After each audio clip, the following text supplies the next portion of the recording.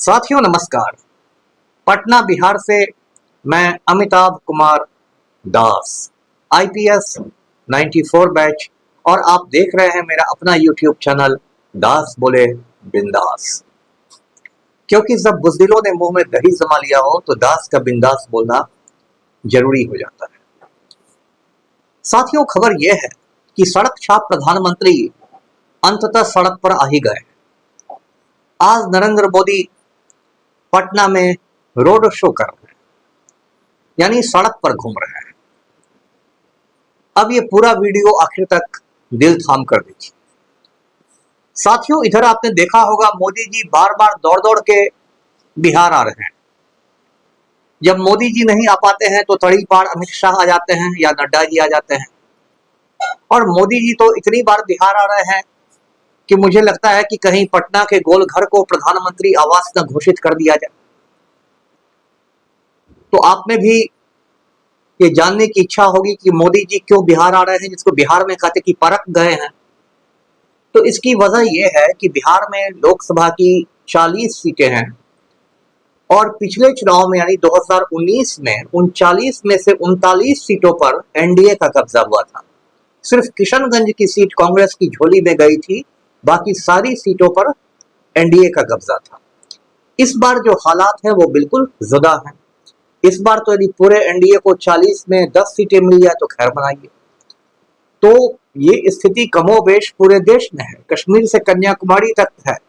जो राजनीतिक विश्लेषकों का कहना है बीजेपी के बारे में कि दक्षिण में साफ, उत्तर में हाफ, यानी कि Bharatiya Janata party south India में साफ हो रही है और नॉर्थ इंडिया में हाफ हो रही है। अगर ये स्थिति रहेगी तो ये जो 400 पार कर रहे हैं मोदी जी, ये तो मतलब 200 पार भी नहीं कर सकेंगे। और 4 जून की शाम तक मोदी जी का बढ़िया बिस्तर बन जाएगा। 7 या 8 जून को मल्लिकार्जुन खड़गे भारतवर्ष के प्रथम दलित प्रधानमंत्री बन जाएंगे। अब जब पटना में आज मोदी जी रोड शो करेंगे इनकम टैक्स गोलंबर से बाकरगंज तक, तो देखिए क्या क्या होता है, क्या क्या जुमलों की बारिश करके जाते हैं। इनकम टैक्स गोलंबर से मुझे याद आया कि वहां एक बड़ी सी मूर्ति है जयप्रकाश नारायण की। कभी उस मूर्ति को ध्यान से देखिएगा तो उस मूर्ति में उनके सर पर एक गमछा रखा हुआ है। और इसकी वजह यह है कि 1974 में जब जेपी आंदोलन हुआ था, जयप्रकाश नारायण के नेतृत्व में संपूर्ण क्रांति वाला आंदोलन हुआ था, तो उस समय जेपी बुजुर्ग हो गए थे, उनकी किडनियां भी काम नहीं करती थी, काफी कमजोर थे, फिर भी वो सड़क पर निकले थे और बहुत जोरदार लाठीचार्ज हुआ था। और ऐसा लाठीचार्ज की हो सकता है जयप्रकाश नारायण की हड्डियां टूट जाती, लेकिन एक नेता थे दादा धर्माधिकारी, उन्होंने जयप्रकाश को बचा लिया। एक तरह से जयप्रकाश के ऊपर वे आ गए और सारी लाठियां वही झेल गए। तो उन्हीं की याद में इनकम टैक्स गोलंबर पर जयप्रकाश नारायण की मूर्ति बनाई गई है। और आज वहीं से मोदी जी का रोड शो शुरू होगा। बाकरगंज तक मोदी जी हाथ हिलाते जाएंगे। अब पलटू राम साथ में रहेंगे या नहीं रहेंगे, मुझे तो लगता है कि रहेंगे ही। और पलटू राम तो आजकल बोलते चलते हैं कि 4000 सीटें हम लोग जीतने वाले हैं, वो अपनी अलग ही दुनिया में है पलटू राम। और देखिए ये मोदी कितना बड़ा पाखंडी है, मैं तो कई बार सोचता हूं तो सोच में पड़ जाता हूं। पटना साहिब से भाजपा का उम्मीदवार कौन है? आप जानते हैं कि पटना से लोकसभा की 2 सीटें हैं, पटना साहिब और पाटलिपुत्र। तो पटना साहिब शहरी क्षेत्र हुआ, पाटलिपुत्र ग्रामीण क्षेत्र हुआ। पटना साहिब से कौन है भाजपा का उम्मीदवार? यह है रविशंकर प्रसाद। ये केंद्रीय मंत्री रह चुके हैं। अब रविशंकर प्रसाद कौन है? तो इनके जो पूज्य पिता थे ठाकुर प्रसाद, वो भी एक समय में जनसंघ और भाजपा के नेता रहे थे। मुझे अभी भी याद है, मैं जब बच्चा हुआ करता था, सन 77 की बात है, तो कर्पूरी ठाकुर की सरकार में ठाकुर प्रसाद भी मंत्री थे, संभवतः उद्योग मंत्री थे। अब मोदी जी परिवारवाद के खिलाफ इतने ओजस्वी भाषण देते हैं, मुठ्ठियां चमका चमका के, मुठ्ठियां आसमान में उठा उठा के परिवारवाद को कोसते हैं। और खुद मोदी की बेशर्मी देखिए, निर्लज्जता देखिए कि आज पटना में आ रहे हैं तो ठाकुर प्रसाद के बेटे रविशंकर प्रसाद के लिए वोट मांगने आ रहे हैं। अब इस पर क्या कहा जाए? क्या परिवारवाद तभी होता है जब लालू अपने बेटे या बेटी को टिकट देता है, या फिर गांधी परिवार के लोग चुनाव लड़ते हैं? तो ये मोदी जी का पाखंड है। और देखिए कि इसके बाद कल का उनका दौरा हाजीपुर का होगा। हाजीपुर में किसके लिए प्रचार करने जाएंगे? वो चिराग पासवान के लिए जाएंगे, जो लोजपा के नेता है। और चिराग पासवान कौन है? वो भी तो परिवारवाद के जीते जागते ज्वलंत उदाहरण है। चिराग पासवान की पूरी राजनीति तो परिवारवाद की राजनीति है। रामविलास पासवान के बेटे हैं। चिराग पासवान ने इस बार जमुई से अपने बहनोई को टिकट पकड़ा दिया है। भाषण देते हैं बिहारी फर्स्ट का और काम करते हैं बहनोई फर्स्ट का, लेकिन वहां भी मोदी जी पहुंच जाएंगे। अब 10 साल में देखिए मोदी जी ने इतने झूठ बोले कि अब झूठ का हिसाब रखना मुश्किल हो गया। इन्होंने बिहार को दिया क्या है? आज ये पटना की सड़कों पर ये निकलेंगे, पाटलिपुत्र की सड़कों पर, तो बिहार वाले पूछेंगे ना कि भाई मोदी जी ने आपने बिहार को दिया क्या? 2 उदाहरण मैं आपको बताता हूं मोदी जी ने कैसे बिहार के साथ धोखाधड़ी की है। पहला उदाहरण है कि पटना यूनिवर्सिटी को आज तक केंद्रीय विश्वविद्यालय का दर्जा नहीं मिला। आप जानते हैं कि पटना यूनिवर्सिटी बहुत पुरानी यूनिवर्सिटी है, आज की नहीं पुरानी, ये 100 बरस से भी ज्यादा पुरानी यूनिवर्सिटी है। एक जमाने में जब बंगाल, बिहार, उड़ीसा, झारखंड सब एक हुआ करते थे तब भी पटना यूनिवर्सिटी का जलवा था, लेकिन उसको आज तक केंद्रीय विश्वविद्यालय का दर्जा नहीं दिया गया है, जबकि अरे गहरे विश्वविद्यालयों को केंद्रीय विश्वविद्यालय का दर्जा दे दिया गया है। और ये तब जबकि पटना साहिब के सांसद रविशंकर प्रसाद केंद्र में मंत्री भी रह चुके हैं। तो ये सांसद की भी विफलता है और मोदी जी की विफलता है। तो ये पटना के लोग पूछेंगे ना कि भाई पटना यूनिवर्सिटी को केंद्रीय विश्वविद्यालय का दर्जा आपने 10 साल में नहीं दिया, क्या मोहर तो निकालते रहे? दूसरा काम जो बिहार के साथ ठगी का काम किया है मोदी ने, वो किया है कि दरभंगा को एम्स नहीं दिया। दरभंगा मेरा गृह जिला है। जो एम्स होता है, हिंदी में इसको कहेंगे अखिल भारतीय आयुर्विज्ञान संस्थान, एम्स अभी बिहार में एक ही है, वो पटना में है। तो दरभंगा में एम्स बनाने की बात सालों से चल रही है और 1-2 साल पहले तो मोदी जी ने खुलेआम डंके की चोट पर झूठ कह दिया कि दरभंगा में हमने एम्स बनवा दिया।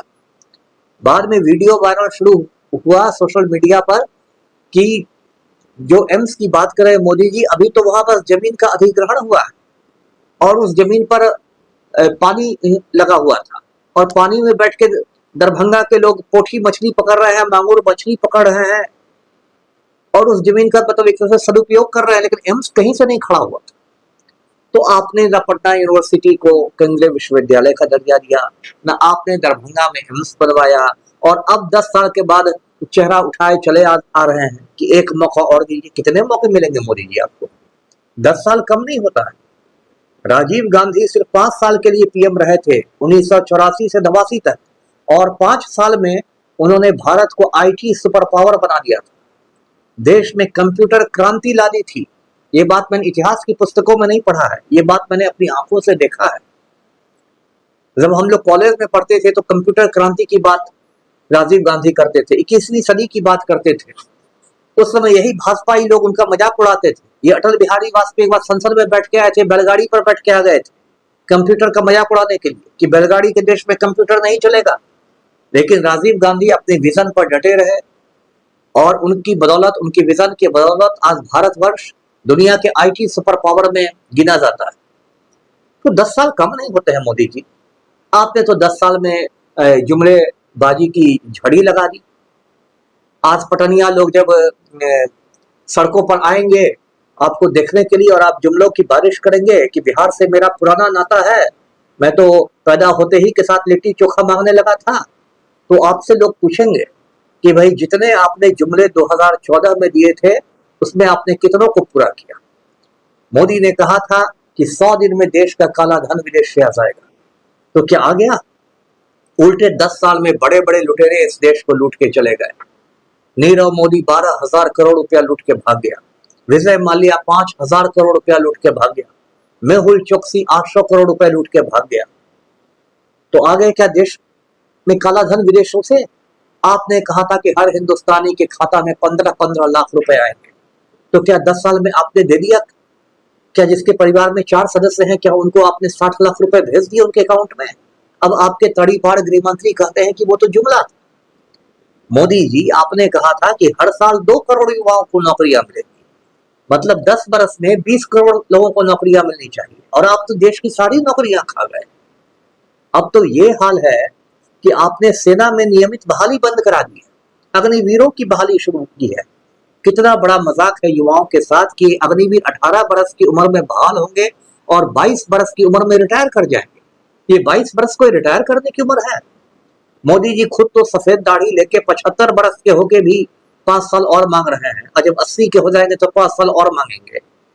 और यहाँ जो आम लड़के हैं, आम आदमी के लड़के हैं, उनको आप 22 साल में रिटायर करके भेज दीजिएगा पकौड़े तलने के लिए, और अब आप कह रहे हैं कि पकौड़े तलना भी एक रोजगार है। क्या बेशर्मी! आपने क्या सोचा था कि रामलला की प्राण प्रतिष्ठा हो जाएगी तो पूरा देश बेवकूफ बन जाएगा?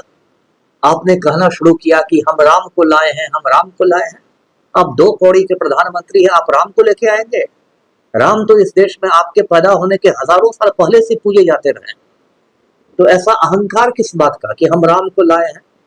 ऐसा लगता है कि आपने प्रधानमंत्री आवास योजना के तहत राम को घर दे दिया हो। इतना अहंकार किस बात का मोदी जी? जब रावण का अहंकार रहा ही नहीं तो आप किस खेत की मूली है? और आज आपको मंगलसूत्र की चिंता हो गई। अब आप कह रहे हैं कि कांग्रेस लोगों महिलाओं का मंगलसूत्र छीन लेगी, और आपने खुद अपनी वाइफ के मंगलसूत्र का कचरा कर दिया है। आप अपनी पत्नी जसोदा बेन को पीएम हाउस में घुसने नहीं देते हैं, और मंगलसूत्र के लिए घड़ियाली आंसू बहा रहे हैं, मगरमच्छ के आंसू बहा रहे हैं।